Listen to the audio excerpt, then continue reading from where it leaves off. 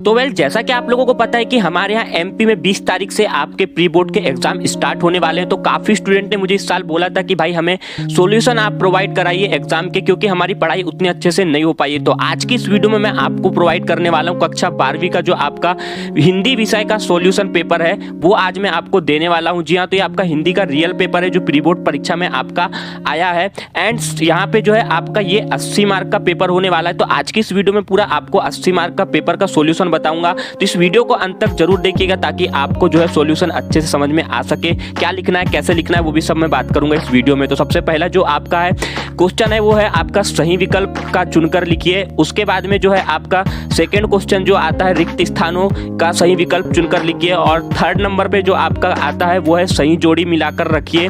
तो ये भी आपको मैं आज करा के देने वाला हूँ। और अगर बात करें क्वेश्चन नंबर चौथे की तो एक वाक्य में उत्तर लिखिए, ये आपका क्वेश्चन आने वाला है। क्वेश्चन नंबर 5 में आपका सत्य असत्य लिखिए आने वाला है। तो सब कुछ अपन आज इसमें पूरा सॉल्यूशन से बात करेंगे, चाहे वो क्वेश्चन नंबर 6वां हो, चाहे क्वेश्चन नंबर 7वां हो, चाहे क्वेश्चन नंबर 8वां हो, चाहे क्वेश्चन नंबर 9वां। जितने भी आपके यहाँ पे टोटल क्वेश्चन दिए हुए हैं 23 क्वेश्चन का आपका ये पेपर है। तो हम पूरे के पूरे 23 क्वेश्चन को यहाँ पे देखने वाले हैं। तो अब हम बात करते हैं, ये तो हो गई पेपर की, अब हम बात करते हैं आपके उत्तर के। तो यहाँ पे मैंने सिर्फ केवल उत्तर लिख के रखे हैं। तो सिंपली फिर आप स्क्रीनशॉट लेके भी इसको काफी अच्छे आसानी से अपना पेपर कर सकते हैं, जो कि आपके घर बैठे बैठे ही आपको करना है। तो आपको कहीं जाने की जरूरत नहीं मिलेगी। मैं बाकी सभी सब्जेक्ट के भी आपको सॉल्यूशन प्रोवाइड करा दूंगा। तो नीचे कमेंट करके जरूर बता देना कि आपको कौन से सब्जेक्ट का सॉल्यूशन चाहिए। तो अगर हम बात करें सबसे पहले क्वेश्चन की, तो सबसे पहले क्वेश्चन उषा का जादू टोना का कारण क्या है। तो यहाँ पे उसका उत्तर आएगा आपका सूर्योदय।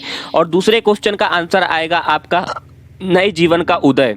अगर हम बात करें क्वेश्चन नंबर तीसरे के आंसर का तो वो आपका आएगा पीढ़ी अंतराल। मैं आपको सिर्फ आंसर बता रहा हूँ, क्वेश्चन तो आपके पास में आपको पेपर में मिल ही जाएगा। अगर हम बात करें क्वेश्चन नंबर चौथे का तो उसका आएगा 3। और अगर हम बात करें क्वेश्चन नंबर 5वें का आंसर तो उसका आएगा भरत मुनि। ये आप सिर्फ आंसर लिख लीजिए, या चाहे तो आप स्क्रीनशॉट ले सकते हैं। अगर हम बात करेंगे क्वेश्चन की तो वीडियो काफी लंबा बन जाएगा, जिससे आपको भी बहुत समय वेस्ट चला जाएगा एक ही पेपर के चक्कर में। तो आप इसका सिंपली स्क्रीनशॉट ले लीजिए, मैं आपको जो है इसका आंसर बता देता हूँ। तो आपका 6वें का जो है आंसर आएगा जुबान का पक्का होना। और अगर हम बात करें रिक्त स्थानों की पूर्ति, मतलब क्वेश्चन नंबर दूसरे का पहला का आपका आंसर आएगा हजारी प्रसाद द्विवेदी। सेकंड का आपका आएगा उमाशंकर जोशी। थर्ड का आपका आएगा इनकोडिंग। और चौथे का आपका आंसर आएगा 11 बजे। और 5वें का आपका आंसर आएगा साधारण वाक्य। और 6वें का आपका आंसर आएगा चंपू। और 7वें का आपका आंसर आएगा भारतेंदु हरिश्चंद्र। आपको सिंपली इसको जो है अपना क्वेश्चन नंबर दूसरे में रिक्त स्थानों की पूर्ति कीजिए में आप इसका स्क्रीनशॉट ले सकते हैं। आप यहाँ से जो है बड़े आसानी से उसको वहाँ पे लिख लीजिएगा, आपको बहुत आसान हो जाएगा। अब हम बात करते हैं सही जोड़ी बनाइए। तो सही जोड़ी में आपको भी केवल उत्तर दिए हैं, क्वेश्चन तो आपके पास में ऑलरेडी है। तो आपके जो पहले का आएगा वो है आपका पहलवान की ढोलक। सेकंड में आएगा आपका हरिवंश राय बच्चन। और थर्ड में आपका आएगा यात्रा वृत्तांत। और हम बात करें चौथे में आपका आएगा शब्द गुण। और पांचवें में आपका आएगा भाषा। और छठवें में आएगा आपका 6 प्रकार। तो आपको सिंपली यहाँ पे जो है इसका भी स्क्रीनशॉट आप ले सकते हो। ये देखिए, ये मैं आपको बैक करके दिखा देता हूँ। यहाँ पे देखिए सही जोड़ी केवल उत्तर दिए हैं, पहला, दूसरा, तीसरा, चौथा, 5वां, 6वां। तो आप इसका स्क्रीनशॉट सिंपली ले लीजिए, आपको बड़ा आसान हो जाएगा। अगर हम बात करें क्वेश्चन नंबर 5वें की तो क्वेश्चन नंबर 5वें में सत्य असत्य लिखे दिया हुआ है। तो पहले का जो है आपका सत्य आएगा, सेकंड का भी आपका सत्य आएगा, थर्ड का भी आपका सत्य आएगा। अगर बात करें हम चौथे की तो चौथे का भी आपका सत्य आएगा। एंड 5वें का आपका असत्य आएगा। और आपका जो 6वें का सत्य आएगा। तो ये हो गई आपकी सत्य असत्य लिखिए। तो आप यहाँ से सिंपली इसका भी स्क्रीनशॉट ले सकते हैं, पहला, दूसरा, तीसरा, चौथा, 5वां, 6वां। आप इसका स्क्रीनशॉट ले लीजिए। अब हम बात करते हैं आपकी छायाविद की। अब नेक्स्ट क्वेश्चन जो है आपका लिखा हुआ है छायावत की प्रमुख विशेषताएं। तो यहाँ पे मैं आपको सिंपली यहाँ पे पढ़ के नहीं बता रहा हूँ, आपको यहाँ पे मैं पूरे के पूरे अच्छे से बता दे रहा हूँ। तो आप इसका स्क्रीनशॉट ले लीजिए। ये हो गया आपका छायावाद की प्रमुख विशेषता। आपको चाहे तो इसका पीडीएफ भी आप अगर डाउनलोड करना चाहते हैं तो लिंक डिस्क्रिप्शन में मैंने दे दी है, वहां से भी आप डाउनलोड कर सकते हैं, या फिर आप स्क्रीनशॉट लेके भी इसको काफी अच्छे आसानी से अपना पेपर कर सकते हैं। अगर हम बात करें नेक्स्ट वाले का तो यहाँ पे प्रगतिवादी की काव्य की विशेषताएं। तो सिंपली आपको इसका भी स्क्रीनशॉट यहाँ पे ऐसा ले लेना है।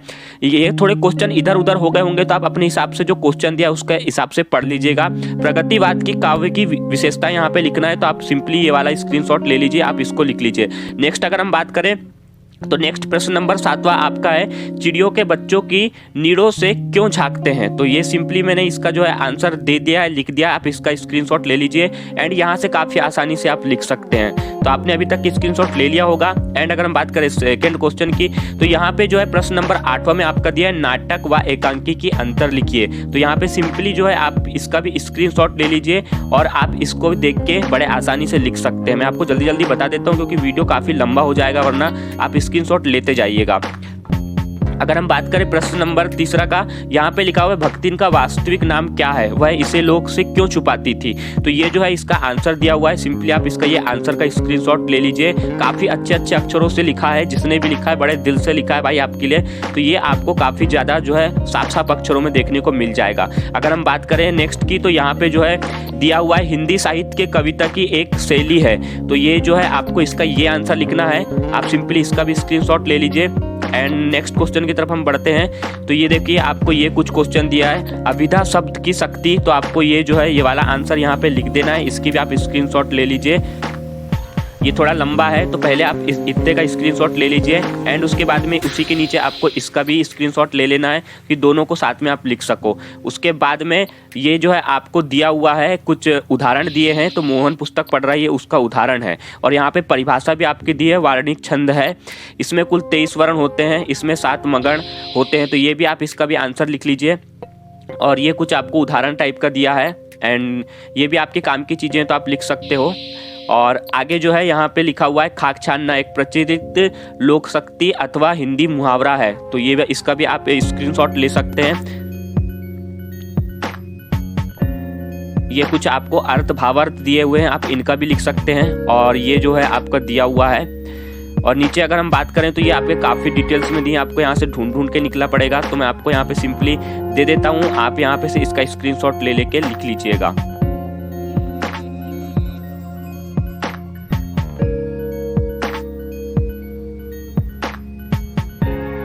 और नेक्स्ट ये जो है आपका दिया है, कुंवर नारायण रचनाएं काव्य संग्रह। ये सब चीज़ें आपको दी हैं, तो आप इसका स्क्रीनशॉट ले लीजिए और अपने हिसाब से क्वेश्चन ढूंढ के आप यहाँ पे लिख सकते हैं बड़े आसानी से। तो मैं आपको यहाँ पे बता देता हूँ, स्क्रीनशॉट ले लीजिएगा आप।